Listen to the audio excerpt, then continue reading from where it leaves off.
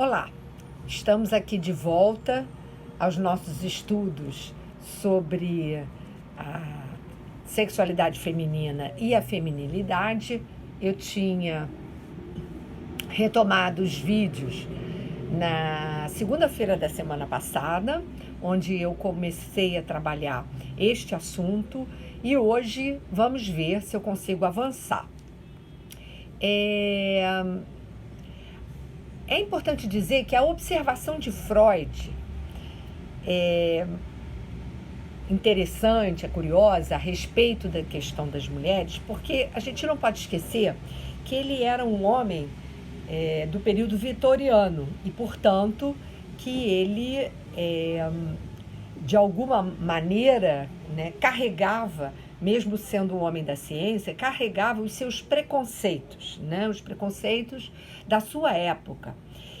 E, ao mesmo tempo, isso não o impediu de observar uma série de coisas muito fundamentais a propósito das mulheres que me parece relevante trazer aqui para vocês, né?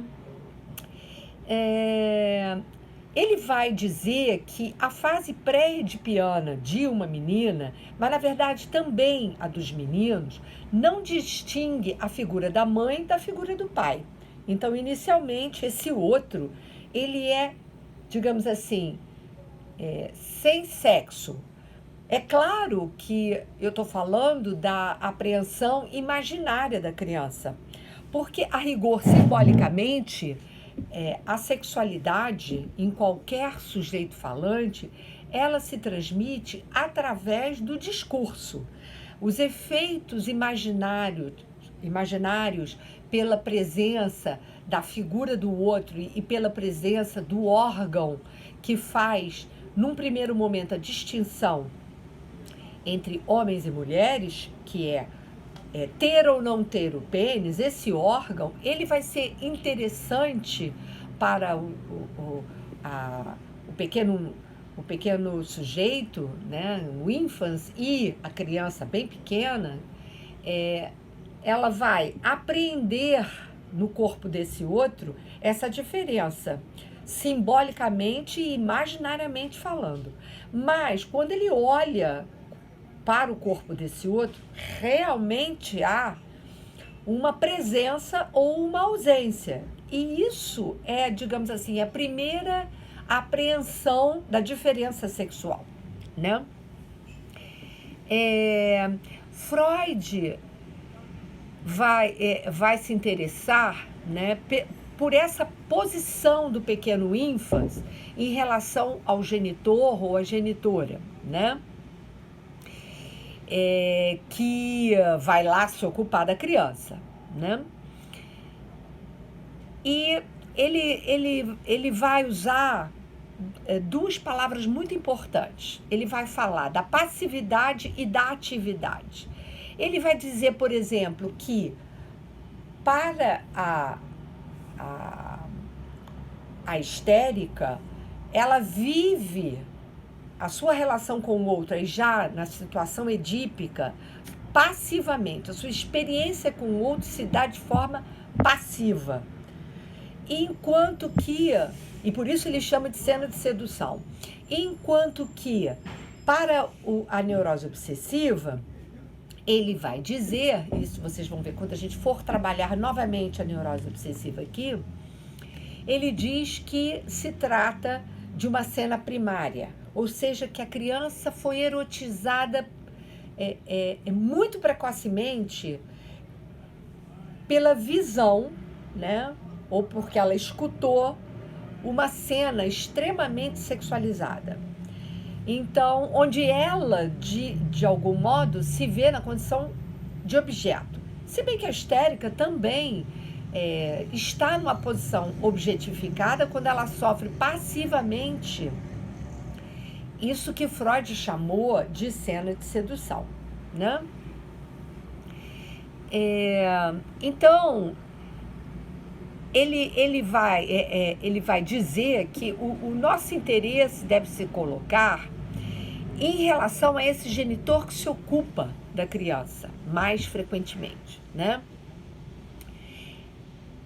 porque ele sofre os efeitos socioculturais e os efeitos da subjetividade desse sujeito, desse genitor ou dessa genitora, ou deste que cuida, porque pode eventualmente não ser de fato um dos genitores, pode ser uma situação de adoção, pode ser uma outra situação qualquer de uma criança muito pequena. Então, ela sofre os efeitos socioculturais e subjetivos desde que dela se ocupa, né? Mas ele vai ser categórico no que diz respeito à existência de uma relação particularmente constante entre feminilidade e vida pulsional, que a gente não deve desprezar. A supressão, ele vai dizer, da agressividade das mulheres, essa agressividade que lhes é constitucional e lhes é imposta socialmente, favorece o desenvolvimento de poderosos impulsos masoquistas que conseguem ligar eroticamente essas tendências destrutivas que foram desviadas para dentro. Vocês ouviram há pouco eu dizer dessa cena de sedução? E essa cena de sedução, a criança muito pequena, no caso, uma menininha, ela experimenta isso como uma situação agressiva. É agressiva não porque esse outro está instituindo algum maltrato, mas é a própria batida, né, dos significantes, das palavras, em suma, da sexualidade desse outro que erotiza a criança de uma maneira que ela experimenta essa erotização passivamente. E isso, de certo modo, vai constituir, né, essa experiência de sedução, vai constituir para esse sujeito a ideia, né, de uma situação que ela deve viver na ordem do passivo, né? Freud nos diz que as mulheres têm uma disposição à bissexualidade mais significativa do que os homens, o que não deixa de ser muitíssimo intrigante. Ele justifica essa afirmação dizendo que talvez isso se deva ao fato de que o homem dispõe de um único órgão sexual, uma única zona sexual importante, enquanto que as mulheres, elas têm duas zonas, né? O clitóris e a vagina. Mesmo considerando que a vagina, ela inicialmente, durante muito tempo, desconhecida para a menina, ele vai dizer que elas podem ter sensações vaginais bem precoces, mas isso não é atribuído a estímulos sexuais, senão no período da puberdade e da adolescência.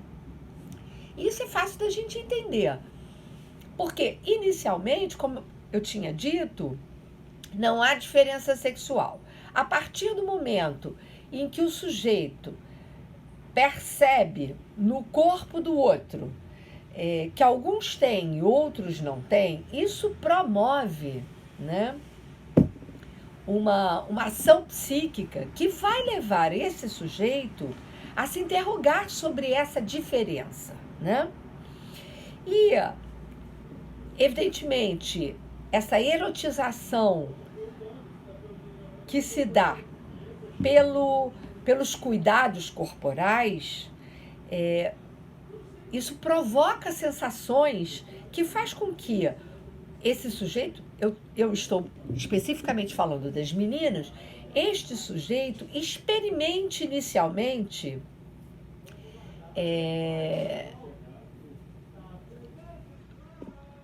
situações prazerosas com seu próprio corpo que diz respeito a essa relação com o outro, a esses cuidados que ela sofre passivamente. E portanto, o clitóris nas meninas, né, que vai mostrar uma excitação, né? Então, mesmo considerando que a vagina é, nesse momento, desconhecida e por muito tempo assim ficará, ele vai dizer que ainda assim as meninas podem ter sensações vaginais de prazer, mesmo que elas desconheçam a função desse órgão, porque o órgão está lá. A função dele é que vai demorar até a puberdade e a adolescência para ser compreendida efetivamente. E vamos dizer a verdade, cada vez mais precocemente a gente percebe isso. O clitóris é, portanto, um órgão sexual viril até a adolescência, mas pode ser que isso se prolongue ainda por muito tempo, até mesmo na idade adulta. E a gente sabe qual é a função do clitóris nas situações de mulheres. Isso não tem nenhuma crítica em relação a isso, que se masturbam com muita frequência, né? Ao lado dessas questões anatômicas e subjetivas, existe um outro elemento que é o fato do objeto de amor nos meninos quase sempre permanecer o mesmo desde a fase pré-edipiana, ou seja, a mãe que cuida e alimenta. Estamos falando de Freud. Hoje em dia a gente pode falar de outra maneira. Nós vamos chegar lá. E depois ele muda de objeto da mãe para um outro, né? E aí sim, vamos entrar na nossa contemporaneidade. O Freud diz que ele vai escolher um outro objeto erótico e ele vai dizer que na grande maioria das vezes os meninos se orientam em direção às meninas, mas a gente sabe que isso não é bem verdade, que essa escolha de objeto erótico ela pode ser absolutamente distinta do que a anatomia eventualmente pudesse preconizar. Então, nós estamos aqui entrando num território bastante interessante, não é mesmo? Eu vou parar por aqui, porque eu teria que falar aqui sobre a dupla operação que se dá nas meninas, mas isso eu vou falar no próximo vídeo que eu vou gravar na sequência, tá bom? Até lá, espero que vocês tenham aproveitado. Tchau!